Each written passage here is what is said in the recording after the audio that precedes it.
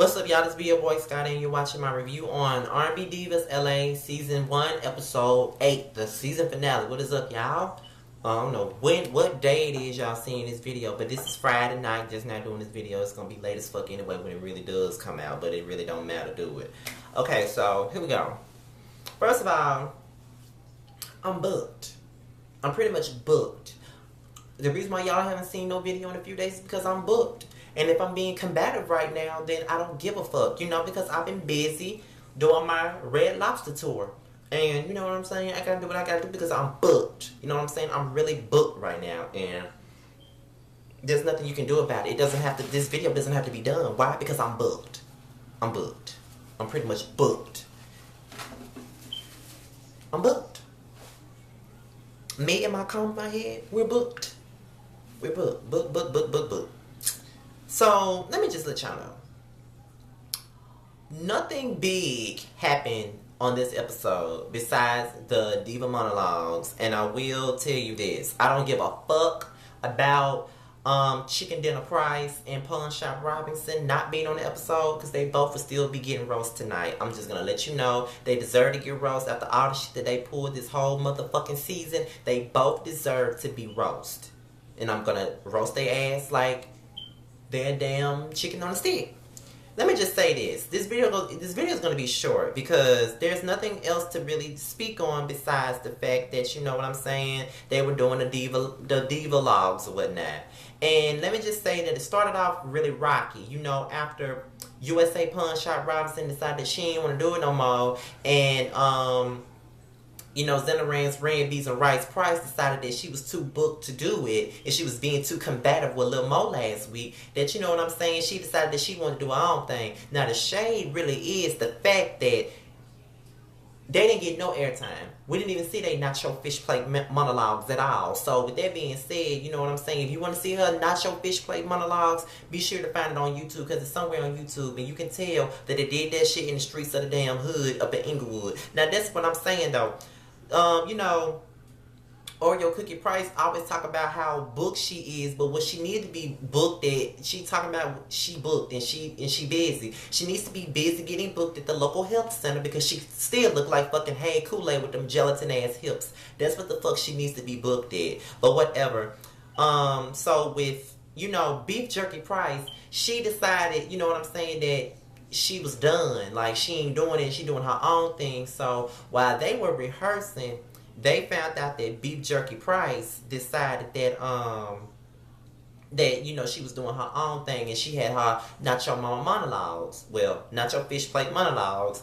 And you know what I'm saying? I'm sitting up here like, really though? Like, honestly? Really? So, I guess she canceled her Denny's tour because, according to her, she was fucking booked. She was being combative and she was being booked. So with that being said, her ass was booked. She was being combative and she was booked. And that's the only thing I got to say about her ass because, whatever. So, at this point, it was like, everything was pretty much unorganized for the very beginning at first because, they didn't know which way they were going to go. And Fred was pretty much over it. And so was Philip with his trashy looking ass. They was pretty much over it. But as time went on, things got better because they had a whole damn venue. They had a red carpet. They had my girls Candy from Sweet Addictions TV on there, interviewing them and shit on the red carpet and shit like that. And I'm sitting up there like, Chicken Dinner Price and Pawn Shop Robinson could never do that shit. You know what I'm saying?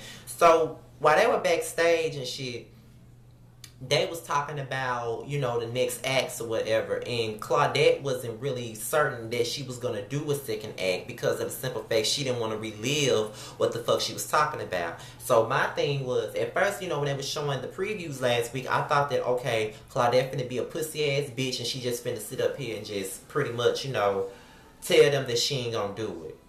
You know what I'm saying? Like, she just finna be another China Buffet and Pawn Shop Robinson and just decided that she's just not going to do it out the blue. But it turns out that she was going to be talking about her rape situation, something that she's never talked about before. And, never talked about in full detail in front of anybody. This is going to be her first time talking about it in front of everybody like that. So, you know what I'm saying? I was like, well, you know what? At least Claudette has a pretty much good excuse as to why she didn't want to do the second that second showing instead of Whopper Junior price, but whatever. So, you know what I'm saying? That we get into the diva logs, and I must say that Shantae is a fucking performer. You know, I never really cared for Shantae as a musician at all. I never cared about her music. I never cared about her. But, you know, I did not know that she was that fucking talented. And she was acting like she was on Broadway or something. Like, she was really giving it to me. And I was enjoying every minute of it. Because, you know, I'm like, God damn, this shit is good. You know what I'm saying? They didn't really need Pickle Juice Price for nothing. To be quite honest, like, she's really doing the damn thing. So, you know, we get into Lil Mo. And she talked about her Lil Mo versus Cynthia thing, and she touches on the situation when she got hit upside the head with the champagne bottle before her album came out. She talked about how she used to get bullied in school. She just really talked about everything. And I was feeling Lil Mo.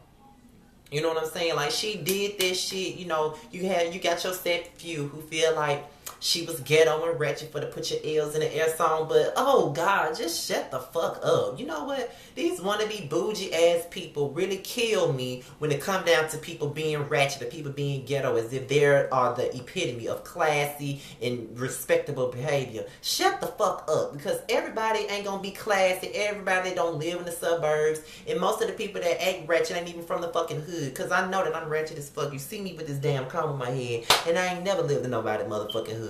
I'm just wishing that people would just stop being so fucking judgmental and shut the fuck up. The bitch was being true to herself. She's a ratchet bitch. She a hood bitch. So that's why she had the song called Put Your L's in the Air, and she sung the fuck out that song. She had to cry on their motherfucking feet, and I was sitting in my bed watching that shit, putting my motherfucking L's in the motherfucking air. You know what I'm saying? And I wonder what Betty Crocker Price was doing. Was she putting her L's up in the air? Because I know that that damn Beale Street weed wearing bitch was fucking pissed the fuck off, because you know what I'm saying, their monologues was much better than hers. So you know what I'm saying, I just really want to know if Ground Beef Price put her L's in the air because she needed to.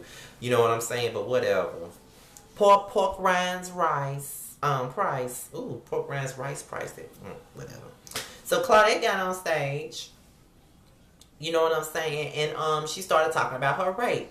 And you know, a lot of people didn't like her delivery of it, but y'all got to understand, this was her first time talking about this shit in front of people. This was a traumatic experience. This was a rape.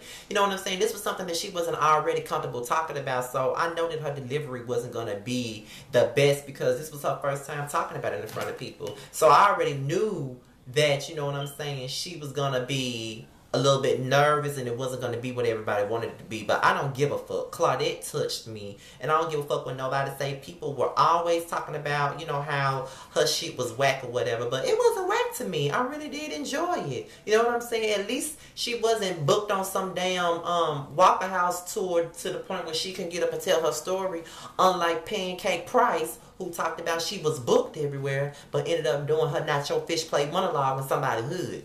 That's just my opinion though. So we get into Mickey Mouse Lay, aka Michelle A. And she talked about her bout with suicide attempt and how she wanted to commit suicide and everything like this. Like, she woke up one morning and said that she just wanted to leave this planet. And I cannot judge her for that, because, you know, a lot of people try to judge people for contemplating suicide. And I've been there before. You know what I'm saying? Like, I've had my thoughts of suicide and everything like that. And I've even tried it before. But, you know what I'm saying? It is what it is. You know, I completely, you know, gravitated towards her motherfucking storyline to the fullest. And I was like, you know what, Michelle A, when she cries, she is so normal. She sounds normal when she cries. You know what I'm saying? And, you know, even though she was crying, she was still a little bit comical at the same fucking time. You know what I'm saying? So her story was touching. We could feel it. It was realistic. It was funny. It was sad. It was meaningful. It was everything. And I just must say that everybody on that stage did the damn thing, whether it was the acting, whether it was the songs that they chose. I enjoyed every second of it. And if they ever came down here to Mississippi, I would pay to see them damn monologues, because they really did the damn thing. And it shows that they didn't need it showed that they didn't need Buffet Price for shit. You know what I'm saying? They didn't need nothing from her. You know what I'm saying? They didn't need shit from Precious' older sister. They didn't need nothing from her. So with that being said, y'all, all I got to say is this was a phenomenal ending to a great fucking season of R&B Divas LA. And it shows you that, you know, you know, the dirty never wins. And you know what I'm saying? Belly Price and her not your fish plate monologues did not win shit. You know what I'm saying? And I wish that she would have been on this motherfucking episode so I can roast her ass even more. But with that being said, y'all, this is my review of R&B Divas LA. I know it was short or whatever, but you know, it is what it is. Follow me on Twitter, Instagram. Y'all know it's gonna be at the bottom of the video. So holla, y'all.